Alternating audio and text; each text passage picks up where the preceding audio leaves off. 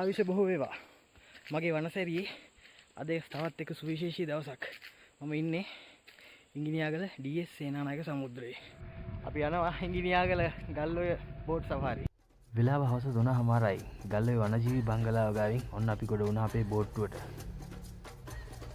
මේ තියෙන ඉංගිනියාගල කන්ද. අපි ඉස්සරහට යන ගමනේදී අපිට මුලින්ම හම්බුනේ මෙන්න මේ යාළුවව තමයි. ඉතින් අලි බලනවා නම් ඉංගිනියාගල හොඳම තැනක්. මේවා ඉතින් කිඹුලන්ගේ කුරුල්ලන්ගේ පාරාදීස. සේනානායක සමුද්‍රයේ ඉඳලා ටිකක් ඈත බලනකොට කඳු වැටි අතරින් අපිට හොඳට අඳුර ගන්න පුළුවන් වටිනාගලයි ගොවිඳු හෙලයි. ගල්ඔය බලන්න යන සංචාරකයෙක් මේ බෝට්ටු සවාරිය මිස් කරගත්තොත් ඒක නම් ලොකුම ලොකු පාඩුවක්. මේ හුලම් පාරේ සැරහින්දම මිරිදිය දීවරයන්ට බොහොම වාසියක් වෙලා තියෙනවා රුවල් ඔරු භාවිතේ.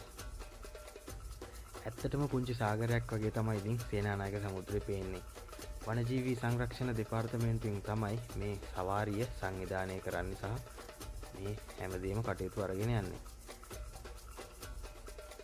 මේ යන හැම බෝට්ටුවකම වගේ වනජීවී සංරක්ෂණ දෙපාර්තමේන්තුවේ නිලධාරීන් දෙන්නෙක් අනිවාර්යෙන්ම සත්තුන්ගේ ආරක්ෂාවටත් අපිට මඟ පෙන්වන්නටත් අපිත් එක්කම යනවා. සේනානායක සමුද්‍රයේ මැද පැය 2ක වගේ සංචාරකින් පස්සේ අපි නැවතත් මේ එන ගමන් ඉන්නේ ඉංගිනියාගල වනජීවී සංචාරක බංගලාවට. මෙතනින් අපි නැවතත් ගොඩට ඇවිල්ලා අපේ ගමන ඉවර කරනවා.